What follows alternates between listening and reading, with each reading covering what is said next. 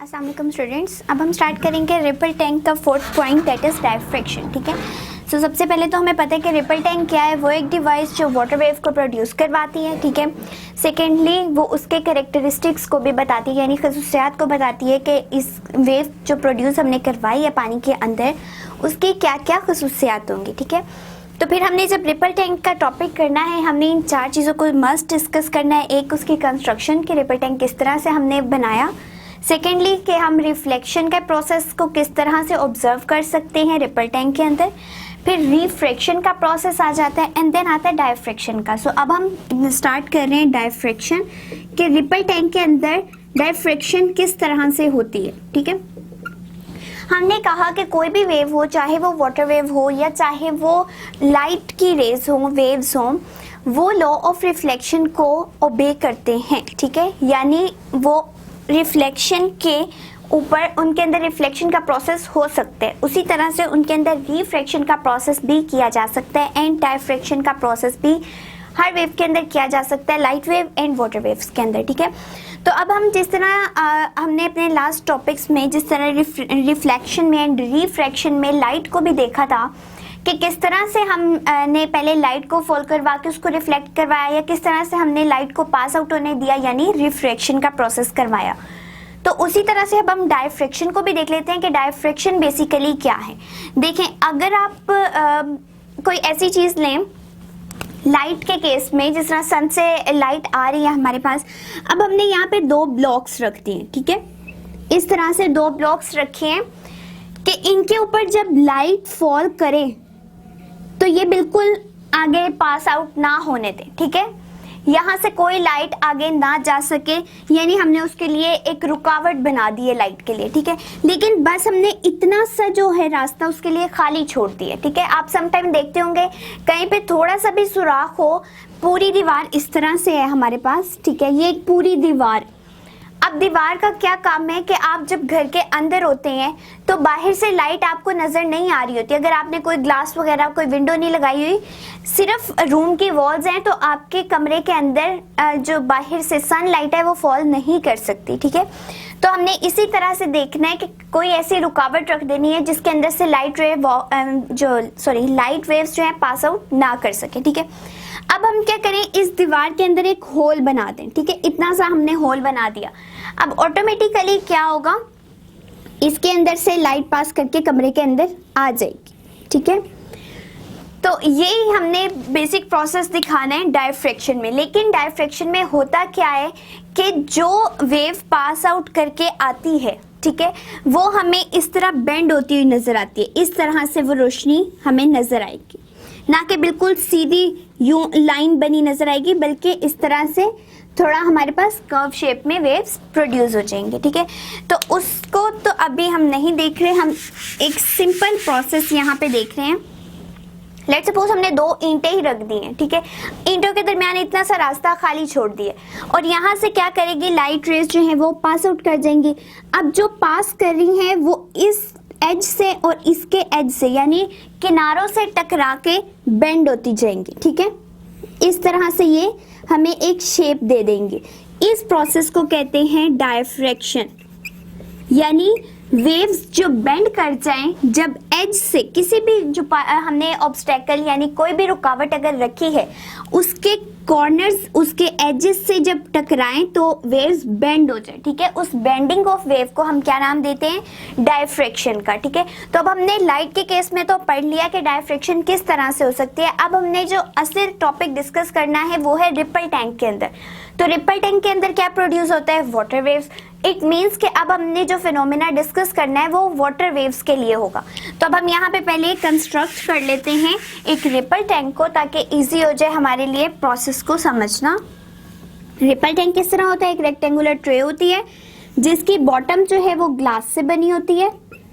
ठीक है, अब हमने यहाँ पे एक पैडल लगाया होता है जिसके ऊपर हमने मोटर रखी होती है और उस मोटर का क्या काम है, वो वाटर वेव प्रोड्यूस करवाएगी जब वो वाइब्रेट करेगी। इट मीन्स पानी के अंदर अब प्लेन वेव्स प्रोड्यूस होना शुरू हो गई हैं। ठीक है, प्लेन वेव्स हमने प्रोड्यूस करवाई हैं। एंड प्लेन वेव्स का क्या मतलब होता है, इस तरह से हमें नजर नहीं आ रही बल्कि बिल्कुल सादा सादा सी नजर आ रही हैं। और वो क्यों आ रही हैं, क्योंकि मोटर को हमने बिल्कुल पानी के साथ रखा हुआ है। अगर पानी और मोटर के दरमियान डिफरेंस होता तो मोटर जब मूव करती तो यहाँ पे पानी के अंदर यूं वाइब्रेशन प्रोड्यूस करवाती, लेकिन अब बिल्कुल पानी के साथ पड़े हल्की हल्की जो है वो वाइब्रेशन प्रोड्यूस होगी जो हमें बिल्कुल प्लेन्स की सूरत में नजर आएगी। ठीक है, तो हमने प्लेन वेव्स प्रोड्यूस करवा दी। अब हम क्या प्रोसेस को डिस्कस करना चाह रहे हैं, डायफ्रैक्शन को। और डायफ्रैक्शन क्या होता है कि bending of wave when it strike from any obstacle या any edges of the obstacle. ठीक है, तो अब हमने यहाँ पे क्या करना है, उसी तरह से दो कोई भी ऑब्स्टेकल्स रख देने हैं, दो कोई भी रुकावटें रख देनी है। लेट सपोज इस तरह से हमने रख दी, कोई भी वुडन ब्लॉक हो सकता है, कुछ भी हो सकता है। ठीक है, बस उसके रास्ते में रुकावट आनी चाहिए। अब इस तरह से रखी कि इसके दरमियान से इतना सा फासला हमने खाली छोड़ दिया। ठीक है, थोड़ी सी स्पेस हमने खाली छोड़नी है ताकि सिर्फ वहां से वेव जो है वो पास आउट कर सके। अब देखिए ये वेव भी नहीं जा पा रही, इतना पोर्शन वेव का भी नहीं जा पाएगा, यहाँ से भी नहीं जा पाएगा, क्योंकि ये देखिए यहाँ पे तो ये टकरा रही है इसके साथ और ये आगे नहीं जाने दे रहा। जितना सिर्फ खाली रास्ता बचे वहां से क्या करेगी, वेव पास करेगी। अब वो जब तेजी से पास करती हैं और इसके कॉर्नर से टकराएगी तो वो बेंड होती जाएगी। ठीक है, और वो हमें इस तरह से नजर आएगा। अब यहाँ पे देखिए हमारे पास बिल्कुल प्लेन वेव्स थी। ठीक है, लेकिन हमने क्या किया, सिर्फ ऑब्स्टैकल्स को रखा, रुकावटों को रखा और क्या किया, डायफ्रैक्शन के प्रोसेस के अकॉर्डिंगली हमें बेंडिंग वेव मिल गई है। यही हमारा डायफ्रैक्शन का प्रोसेस होता है कि हमने अगर वेव को बेंड करवाना है। ठीक है, बेंड किस तरह से कि यूं सेमी सर्कल की फॉर्म में, सर्कल पूरा होता है। ठीक है, इसको हम पूरा सर्कल कहते हैं। अगर हम इसका जस्ट हाफ पोर्शन ले लें तो उसको हम कहते हैं सेमी सर्कल। तो ये भी हमारे पास क्या बन रहे हैं, सेमी सर्कल्स ही बन रहे हैं। ठीक है, तो अब हमारी ये भी चीज इस पे डिपेंड करती है कि अगर हमने ये डिफरेंस कितना रखेंगे तो किस तरह की वेव प्रोड्यूस होगी। ठीक है, लेट सपोज अगर हम ये डिस्टेंस काफी ज्यादा रख लेते, इतना एंड इतना। ठीक है, मतलब जो हमने सेंटर का ये पोर्शन छोड़ा है कि वेव वहां से पास आउट कर जाए, अगर हम वो ज्यादा बड़ा रखेंगे तो देखें अब क्या होगा, आधा पानी तो यूं ही पास आउट हो जाएगा। ठीक है, जो भी वेव्स हैं वो आधी पास आउट हो जाएंगी, जो थोड़ी सी बचेंगी वो सिर्फ इस तरह की दूर दूर जाके वेव प्रोड्यूस करवाएंगी। ठीक है, इसका मतलब है कि अगर हमें करीब करीब सेमी सर्कल वेव्स चाहिए तो हमें इस वाले गैप को कम रखना पड़ेगा। और कितना कम रखना पड़ेगा, अप्रोक्सीमेटली वेवलेंथ के इक्वल। जितनी एक वेव की वेवलेंथ होगी, यानी वेवलेंथ क्या होता है, the conjunctive distance between the two crust या टू ट्रफ। ठीक है, इधर से इधर तक का डिस्टेंस या इधर से इधर तक का डिस्टेंस क्या कहलाएगा, वेवलेंथ। अब हमें ये कितना रखना है कि तकरीबन इतनी वेव इसके अंदर से पास आउट हो जाए। ठीक है, तब हमारे पास क्लोज सेमी सर्कल्स बन जाएंगे। अगर हमने इस वेवलेंथ से ज्यादा डिस्टेंस कर दिया, यानी कि हमें सिर्फ इतना पोर्शन चाहिए था, इतनी सी लेट सपोज हमें ये चाहिए थी। ठीक है, हमने इसको उठा के इधर रख लिया कि हमें इतना सिर्फ डिस्टेंस चाहिए कि हमारा दोनों ऑब्स्टेकल इस तरह से पड़े हों और वेव जब पास आउट करे तो बिल्कुल इस तरह से। ठीक है, इतनी वेव पास आउट करेगी तो हमारे पास करीब करीब सेमी सर्कल्स बन जाएंगे। लेकिन हमने क्या किया, यहाँ पे देखिए सिर्फ इतना सा डिस्टेंस था एंड इसको देखिए हमने बढ़ा दिया, इतना पोर्शन हमने और ज्यादा कर दिया। इसका मतलब है अब ये वेवलेंथ के इक्वल नहीं रहा। अब जो वेव प्रोड्यूस होगी उसमें सेमी सर्कल्स दूर दूर बनना शुरू हो जाएंगे। ठीक है, तो हमारे पास डायफ्रैक्शन के प्रोसेस में क्या होना चाहिए, एक तो ये है कि दो ऑब्स्टेकल जरूर होने चाहिए, यानी दो रुकावटें होनी चाहिए जिनके कॉर्नर से वेव टकरा के सेमी सर्कल फॉर्म में आ जाए। और दोनों ऑब्स्टेकल के दरमियान कितना डिस्टेंस होना चाहिए, approximately equal to the wavelength of the wave. ठीक है, जितनी वेव की वेवलेंथ होगी उसके इक्वल होगा तो हमारे पास क्लोज सेमी सर्कल्स बन जाएंगे। अगर हम उससे ज्यादा डिस्टेंस ले लेते हैं, उस वेवलेंथ से ज्यादा, तो हमारे पास दूर दूर सेमी सर्कल्स बन जाएंगे। सो अब हम डायफ्रैक्शन की जो है डेफिनेशन देख लेते हैं कि ये डायफ्रैक्शन की डेफिनेशन बेसिकली है क्या। द बेंडिंग और spreading of wave, the bending and spreading of wave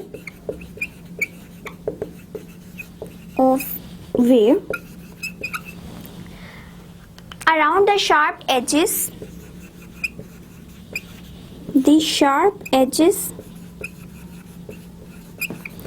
or corners of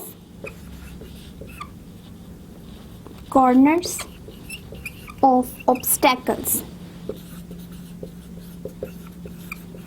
is called diffraction.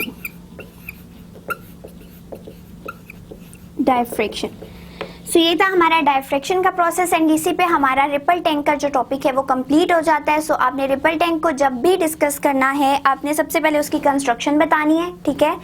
आपको अलहदा से भी पूछा जा सकता है कि रिपल टैंक के अंदर हम रिफ्लेक्शन का प्रोसेस किस तरह से देख सकते हैं। आपने अगर जस्ट वो पूछा जाएगा तो उसी को एक्सप्लेन करना होगा, और अगर आपको पूरा रिपल टैंक आएगा तो आपने चारों चीज़ों को डिस्कस करना होगा, ठीक है। तो अब हम एक ब्रीफ डिस्कशन कर लेते हैं कि रिफ्लेक्शन क्या था, रिफ्रैक्शन क्या था एंड डायफ्रैक्शन क्या था। तो हम डायफ्रैक्शन को इधर ही लिखा रहने दे देते हैं एंड रिफ्लेक्शन को देख लेते हैं एंड रिफ्लेक्शन को, रिफ्रैक्शन। रिफ्लेक्शन में हमारे पास क्या होता है, मीडियम चेंज नहीं होता, ठीक है, no medium change and angle remain same, यानी angle of incidence equals to angle of reflection, ठीक है। जिससे हमने लाइट को थ्रो करवाया है जिस एंगल पे, उसी एंगल से वापस रिफ्लेक्ट कर जाए तो वो हम क्या कहते हैं कि angle of incidence equals to angle of reflection. And अगर हम एक से दूसरे मीडियम में वेव को भेज रहे हैं, यानी कि किसी एक जगह से वेव जो है वो एयर से पास करती हुई अगर इस बोर्ड पे, इस डस्टर पे टकरा रही है तो ये एक दूसरा मीडियम है, ठीक है। एयर एक दूसरा मीडियम था, ये एक दूसरा मीडियम है, तो इससे टकराने के बाद वो पहले अपने ही मीडियम में चली जाए तो उस प्रोसेस को हम कहते हैं रिफ्लेक्शन। इसका मतलब है कि अगर हम कहीं पे भी उसको स्ट्राइक करवा रहे हैं किसी भी वेव को तो वो वापस अपने ही मीडियम में जाएगी रिफ्लेक्ट होकर, ठीक है। तो रिफ्लेक्शन के प्रोसेस में क्या होता है कि मीडियम चेंज नहीं होता और एंगल्स जो हैं वो इक्वल रहते हैं, जिससे हम थ्रो करवाते हैं उसी से वापस हमारे पास वेव आ जाती है। एंड रिफ्रैक्शन के प्रोसेस में क्या होता है, रिफ्रैक्शन के प्रोसेस में हमारे पास ऐसे होता है कि मीडियम चेंज हो जाता है, ठीक है, medium change and medium change होने की वजह से एंगल्स जो हैं वो चेंज हो जाते हैं।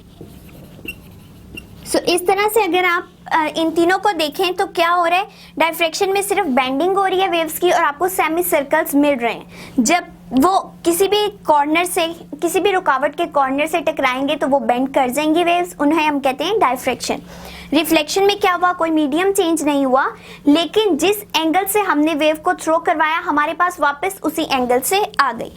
और रिफ्रैक्शन में क्या होता है कि हाँ, जिस एंगल से हम थ्रो करवाते हैं वो चेंज हो जाता है और बल्कि लाइट पास आउट भी कर जाती है, या कोई भी वेव जो है वो अपने मीडियम से दूसरे मीडियम में चली जाती है। सो हमारे रिपल टैंक के अंदर ये हमने 3 टॉपिक्स को डिस्कस कर लिया and it is the end of the topic ripple tank.